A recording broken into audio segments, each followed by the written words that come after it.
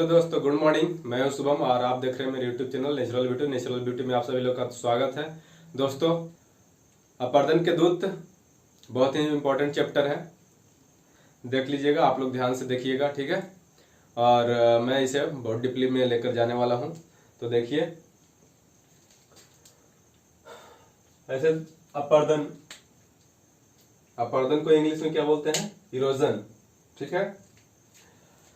देखिए यहाँ पे अपर्दन के दूत यानी एजेंट्स ऑफ इरोजन। धरातल पर क्या है कि अपर्दन बहुत तरह से होते हैं, ठीक है। जैसा कि यहाँ पे देख सकते हैं कि अपर्दन की क्रिया मुख्यतः 5 दूतों के द्वारा की जाती है। वो कौन कौन है? तो पहला हो गया नदी जल, दूसरा पवन, तीसरा भूमिगत जल और समुद्री जल, चौथा 5वां नंबर है हिमनद। हिमनद का मतलब क्या हो गया? हिमानी। हिमानी का मतलब क्या हो गया? जहाँ पे बर्फ ही बर्फ नजर आता है, ठीक है। जहाँ पे बर्फ का एक बोल सकते हैं कि बहुत बड़ा जलाशय, ठीक है। उसको जलाशय नहीं बल्कि हिमानी बोलते हैं, ठीक है। आप लोग को समझाने के लिए ऐसा बोले। तो देखिए, ये 5 जो है अपर्दन के दूत बहुत ही इंपॉर्टेंट रोल अदा करता है कोई भी कॉम्पिटिटिव एग्जाम में, ठीक है। तो आप लोग ढंग से देखिएगा। अगर आप लोगों को अभी समझ में नहीं आएगा तो वीडियो को डाउनलोड कीजिए और बार बार उसको देखिए। नहीं समझ में आता है तो, ठीक है, आप लोग को समझ में आ जाएगा। तो देखिए, अब अपर्दन के दूत में सबसे पहला नंबर है, टॉपिक है नदी, ठीक है। नदी जल द्वारा अपर्दन, ठीक है।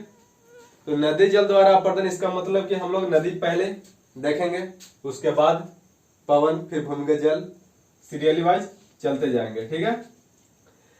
तो देख लेते हैं पहले नदी द्वारा निर्मित स्थलाकृति। और उससे पहले हम लोग नदी के बारे में कुछ जानना जरूरी है। जो भी इम्पोर्टेंट जानकारियां हैं नदी के बारे में वो मैं यहाँ पे दे रहा हूँ, ठीक है।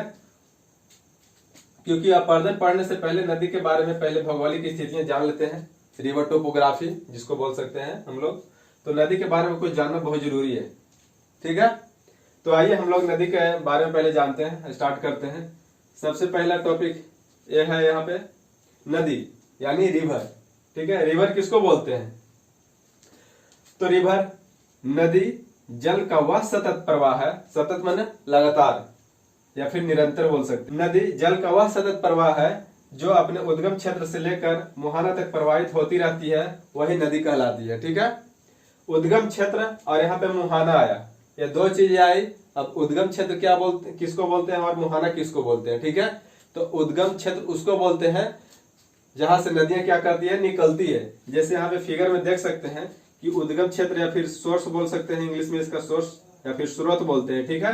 तो यहाँ से नदियां क्या कर रही है, निकल रही है। ये जो है जलाशय है या फिर बोल सकते हैं हिमानी है। तो यहाँ से क्या कर रहा है, ये नदी निकल रहा है, ठीक है। और यहाँ से निकलता है, जहां से निकलता है वही उद्गम क्षेत्र हो जाता है। और जहां पे ये लास्ट होता है, मतलब कि नदी खत्म होता है, तो उसको मुहाना या फिर मौथ बोलते हैं। तो ये ध्यान में रखिएगा। और नदी की टेढ़ी मेढ़ी धाराओं को क्या बोलते हैं हम लोग? विसर्प या मेंढर बोलते हैं। तो ये माइंड में रखिएगा, ठीक है। नदी कभी सीधा नहीं चलता है, देखते हैं पैरेलल, कभी ऐसे नहीं चलता है। जब भी चलेगा तो ये टेढ़ी मेढ़ी चलेगा, ठीक है। बी नंबर उद्गम क्षेत्र आता है। उद्गम क्षेत्र या फिर स्रोत या फिर सोर्स बोलते हैं, ठीक है। स्रोत या सोर्स आप लोगों को बता दिया गया है कि वह स्थान जहां से नदियां क्या करती है, निकलती है, उसको उद्गम या स्रोत बोलते हैं, ठीक है। अब देख लीजिए, एक तरफ उद्गम है, स्रोत है और दूसरी तरफ नदी है। कहने का मतलब कि एक तरफ है कि जहां से वो निकलती है और दूसरी तरफ कौन सी नदी निकलती है, ठीक है। तो गंगोत्री हिमनद से निकलती है कौन सी नदी? तो यह गंगा नदी निकलती है। यमुनोत्री हिमनद से कौन सी नदी निकलती है? तो यमुना नदी निकलती है। बोखरचू से सिंधु नदी निकलती है। चेमांगयुम डुंग है, इससे ब्रह्मपुत्र नदी निकलती है। अमरकंटक की पहाड़ियों से 2 नदी निकलती है। ऐसे तो 4 नदी निकलती है, लेकिन यहाँ पे अमरकंटक की पहाड़ियों से जिनाली नर्मदा और सोन नदी निकलती है, ठीक है। ये जैसे में है, एग्जाम्पल के तौर पे दिया गया है कि उद्गम और इसकी नदी कौन सी है। और बैकाल झील से यहाँ पे एनएससी नदी है, वो निकलती है। और भी बहुत सारे मुहाने हैं और और भी बहुत सारे उद्गम क्षेत्र हैं जहां से नदियां निकलती है। तो ये सब एग्जाम्पल में थी, ठीक है। आप लोग ऐसे याद भी कर सकते हैं, इंपॉर्टेंट चीज है। और आप लोग के पिछले वीडियो में मैं बताया भी था टॉप 10 क्वेश्चन में, ठीक है। तो देख सकते हैं। अब देखिए सी नंबर है मुहाना। माउथ किसको बोलेंगे? तो वह स्थान जहां नदियां क्या करती है, समाप्त करती है, मतलब कि जहां नदियां खत्म हो जाती है उसी को मुहाना बोलते हैं हम लोग, ठीक है। अब देख लीजिए इसका कुछ एग्जांपल है। मुहाना एक तरफ है, एक तरफ क्या है, नदी है। कौन सी मुहाना कहाँ पे है, मतलब कि नदी कहाँ गिरती है, ठीक है, समाप्त कहाँ पे होती है। तो ऐसा क्वेश्चन पूछ लेता है, बोल देगा कि गंगा नदी कहाँ पे समाप्त होती है, अरब सागर में या फिर बंगाल की खाड़ी में। तो आप लोग को पता है कहाँ पे गिरती है। तो देखिए बंगाल की खाड़ी मुहाना हो गया। तो बंगाल की खाड़ी में कौन कौन नदियां गिरती है? तो एक ट्रिक टाइप का है, MGKK, M for Mahanadi, G for Godavari और K फॉर कृष्णा और K फॉर कावेरी। तो ये 4 नदियां जो है ये बंगाल की खाड़ी में गिरती है, और भी नदियां गिरती है, ठीक है। अरब सागर में कौन कौन नदियां गिरती है? तो एक सिंधु नदी हो गया, फिर नर्मदा हो गया और ताप्ती नदी हो गया, ठीक है। काला सागर में D2N2 का मतलब कि 1D का D2 का मतलब क्या, 2 गो D होगा, और N2 का मतलब क्या होगा, 2 N होगा, ठीक है। तो D2N2 मतलब एक D से डॉन नदी हो गया, दूसरा D से डॉन डेन्यूब नदी हो गया, एक N से हो गया नीपर नदी, और दूसरा N से हो गया निस्टर नदी, ठीक है। ये सब नदियां जो है कहाँ की है? D2N2 जो नदियां हैं ये सब यूरोप की है, ठीक है। तो आप लोग ध्यान में रखिएगा, यूरोप में ये नदी चारों प्रमुख नदी है, ठीक है। अब देखिए कच्छ का रण में, तो कच्छ का रण में हम लोग समझ रहे हैं, कच्छ का रण में लूनी नदी जो है, जो कि आप लोग को बल्कि कोई भी सागर में नहीं गिरता है, ये विलीन हो जाता है। लूनी नदी ऐसी नदी है जो कि भूमि पे ही विलीन हो जाती है, लुप्त हो जाती है, ठीक है, इंपॉर्टेंट है। भूमध्य सागर में कौन सी नदी गिरती है? तो भूमध्य सागर में आप लोग के नील नदी गिरती है, ठीक है। और ये आर्कटिक महासागर में ओब नदी, जो कि रूस है, ओब नदी सबसे बड़ा नदी है रसिया का, ठीक है। तो आप लोग इसको ध्यान में रखिएगा, देख लीजिए, स्क्रीनशॉट ले सकते हैं। तो ये थी उद्गम क्षेत्र, सोर्स, और ये मुहाना माउथ, ठीक है। अब आते हैं हम लोग नेक्स्ट की ओर। 3 नंबर है यहाँ पे विसर्प। आप लोग को बताया था पहले, विसर्प या फिर मिएंडर किसको बोलते हैं? तो नदियों की टेढ़ी मेढ़ी धाराओं को क्या बोला जाता है? विसर्प बोला जाता है, ठीक है। आप लोग को फिगर बता दिए हैं। अब बाह्य जल, मतलब कि बाह्य जल क्या होता है? तो ये वैसा जल होता है, वर्षा का जल एकत्रित जल में जब प्रवाहित होते हैं तो उसी को बाह्य जल बोलते हैं। जैसे वर्षा का जल सपोज कीजिए कोई भी महासागर में जाता है, ठीक है, वर्षा हुई, ऊपर से वर्षा हुई, और यही जल क्या गया, यह महासागरों में चला गया, ठीक है, या फिर जलाशयों में चला गया, तो उसी जल को क्या बोलते हैं हम लोग कि यह बाह्य जल है, ठीक है। तो ध्यान में रखिएगा उसको। अब देखिए याजू नदी किसको बोलते हैं? तो जब कोई सहायक नदी काफी दूर तक समानांतर प्रवाहित होती है उसी को क्या बोलते हैं हम लोग? याजू नदी बोलते हैं। कह रहा है कि कोई भी सहायक नदी, इसका मतलब कि गंगा की सहायक नदी है यमुना है, तो यमुना जो है काफी दूर तक, देख रहे हैं काफी दूर तक क्या है, समानांतर, मतलब कि इसके पैरेलल चलते आ रहा है, ठीक है, और जाके कहा मिल जा रहा है, फिर इलाहाबाद में जाके गंगा नदी में मिल जा रहा है, ठीक है। तो इसी को याजू नदी बोला जाता है। ऐसे क्वेश्चन में आप लोग याद रखिएगा कि विश्व की सबसे लंबी याजू नदी कौन सी है? तो मेडीरा एक नदी है जो कि अमेजन नदी की सहायक नदी है, ठीक है। तो ध्यान में रखिएगा। भारत में सबसे लंबी याजू नदी कौन सी है? तो यही हो जाएगा यमुना नदी। किसकी सहायक है यमुना नदी? तो गंगा नदी की सहायक है, ठीक है। तो देखिए अब F नंबर कंप्लीट हो गया। अब आते हैं नेक्स्ट, ठीक है दोस्तों। देखिए यहाँ पे नेक्स्ट है G नंबर है। G नंबर में है नदी द्रोणी। नदी द्रोणी का मतलब क्या? रिवर बेसिन, इसको इंग्लिश में बोलते हैं। तो रिवर बेसिन किसको बोलेंगे? किसी भी नदी का जल किसी भी माध्यम से, किसी भी नदी का जल किसी भी माध्यम से क्या कह रहा है कि जिस क्षेत्र तक जाता है उस संपूर्ण क्षेत्र को उस नदी का क्या कहा जाता है कि बेसिन बोला जाता है। जैसे यहाँ पे फिगर में देख सकते हैं। और इसमें एक चीज और, इसमें जल का क्या होता है कि विकेंद्रीकरण होता है। विकेंद्रीकरण का मतलब क्या हुआ? एक जगह नहीं बल्कि एक जगह से बहुत जगह फैलाव, ठीक है, विकेंद्रीकरण होता है, ये ध्यान में रखिएगा। जैसे देख लीजिए इस फिगर के अनुसार ये कोई नदी है, ठीक है, ये बड़ी नदी है। अब ये नदी से एक नहर निकाली गई, बड़ी नहर, बड़ी नहर से एक छोटी नहर में पानी आई, ठीक है। छोटी नहर से क्या हुआ, एक नाला में पानी आया, और फिर नाला से एक करहा होता है, ये जो है ये करहा है, और करहा से क्या जाता है कि पानी खेतों में जाता है, ठीक है। तो क्या हो रहा है कि जल का विकेंद्रीकरण हो रहा है, मतलब कि नदी से आया बड़ी नहर में, बड़ी नहर से छोटी नहर में, और छोटी नहर से नाला, और नाला से क्या करहा में, उसके बाद आता है लास्ट में फाइनली खेत में पहुंच जाता है। तो क्या हुआ कि जल यहां से उठ के यहाँ आ गया। इसका मतलब क्या होगा कि जल का विकेंद्रीकरण हुआ, ठीक है। तो ये होती है नदी द्रोणी या फिर नदी बेसिन, इसको बोल सकते हैं। दोस्तों देखिए नेक्स्ट एच नंबर है। एच नंबर में कहता है यहाँ पे अपवाह क्षेत्र, जिसको बोलते हैं इंग्लिश में ड्रेनेज एरिया, ठीक है। अपवाह क्षेत्र किसको बोलते हैं, जब कोई बड़ी नदी अपने सहायक नदियों का जल लेकर जिस क्षेत्र से प्रवाहित होता है, उस क्षेत्र को, उस नदी का क्या बोलते हैं, अपवाह क्षेत्र बोला जाता है, या फिर अपवाह तंत्र बोल सकते हैं उसको, ठीक है।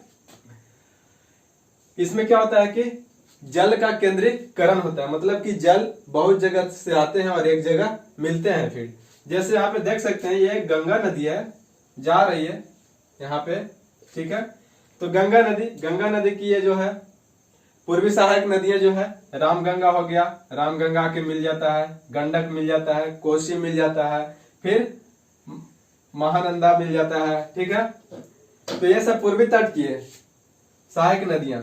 तो ये सब क्या हो रहा है कि जल का केंद्रीकरण कर रही है, जहां तहां से जल का क्या कर रहा है कि ये गंगा नदी में लाकर एक जगह केंद्रीकरण, मतलब कि गंगा नदी में ला रहा है। इधर से पश्चिम साइड का जो नदी है इसमें आके मिलता है, वो हो जाएगा यमुना नदी।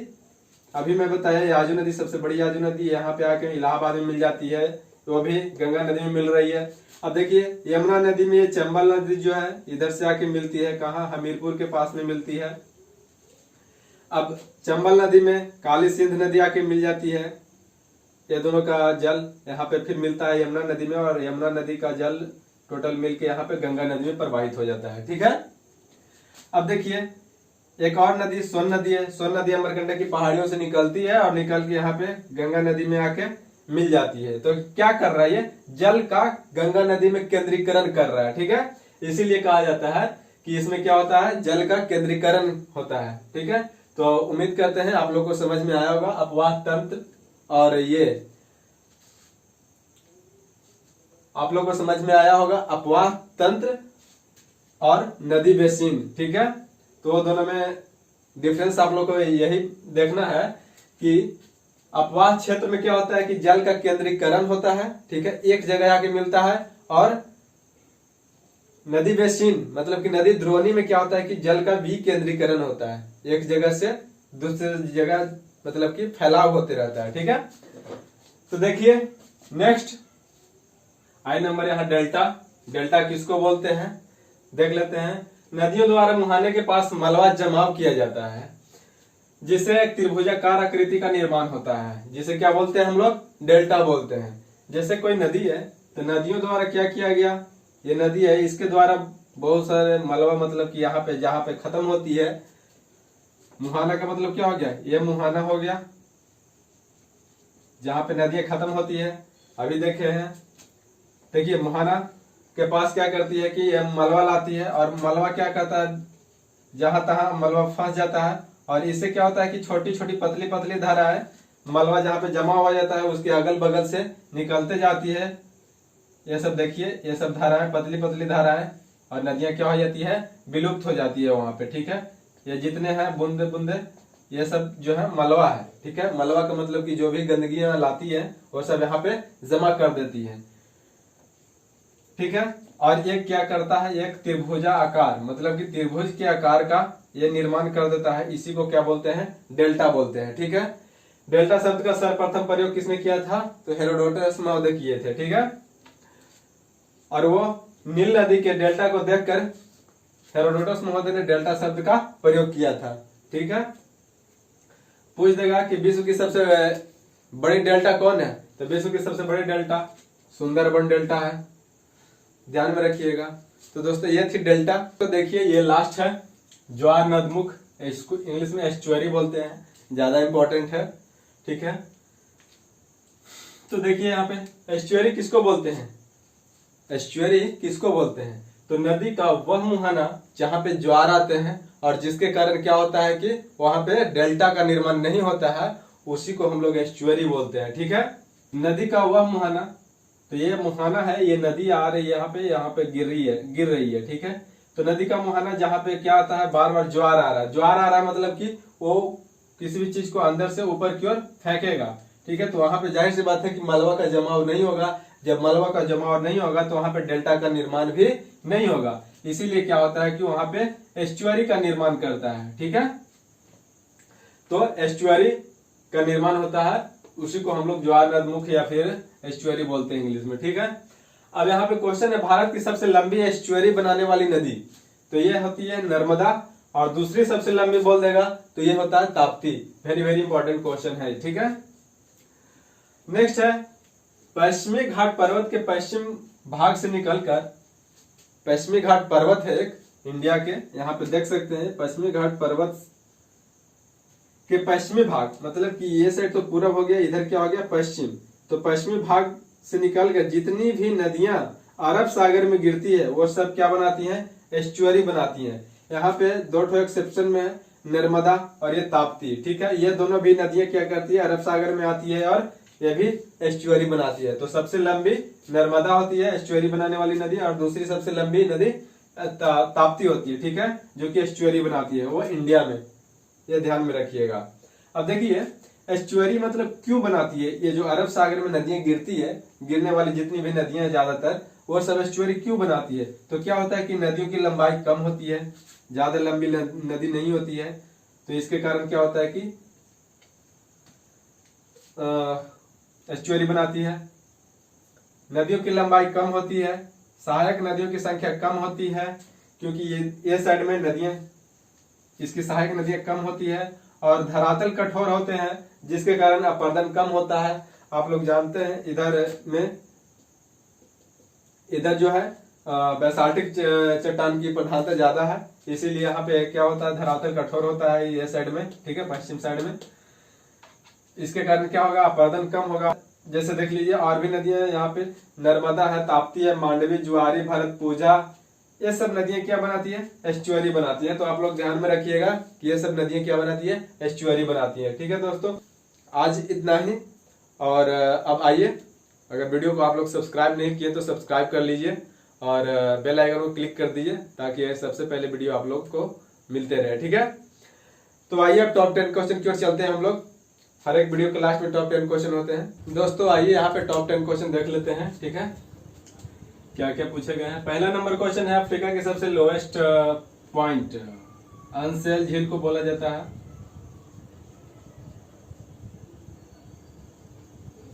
अफ्रीका के सबसे लोएस्ट पॉइंट अनसेल झील को बोला जाता है। ऑस्ट्रेलिया में सबसे बड़ा झील तो यह होता है आयर झील को बोलते हैं। ऑस्ट्रेलिया में सबसे बड़ा झील जो है आयर झील को बोलते हैं। ठीक है, तीसरा नंबर है, कनाडा की राजधानी कहाँ है, तो यह है ओटावा। कहाँ है, ओटावा, कनाडा की राजधानी ओटावा। चौथा है, सहारा मरुस्थल का सबसे बड़ा झील हो जाएगा चाड झील। क्या होता है, चाड झील। ठीक है, यह सहारा मरुस्थल का सबसे बड़ा झील है। भारत में सर्वाधिक ऊंचाई पर स्थित झील कौन सा है, तो यह है देवताल झील। कहाँ है, उत्तराखंड में, यह देवताल झील। ठीक है, सबसे ऊंचाई पर स्थित झील है भारत में।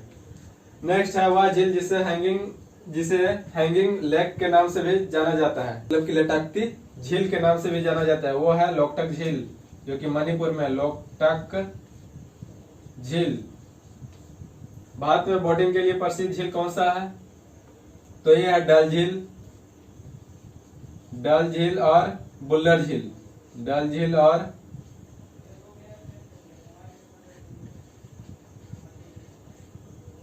भारत में बोटिंग के लिए प्रसिद्ध झील कौन सा है, तो डल झील है और बुल्लर झील है। ठीक है, बोटिंग के लिए।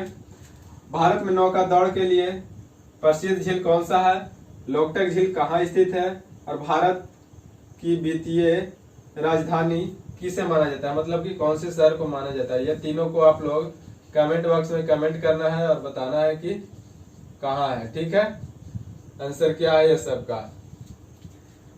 तो दोस्तों मिलते हैं फिर नेक्स्ट वीडियो में, तब तक के लिए धन्यवाद।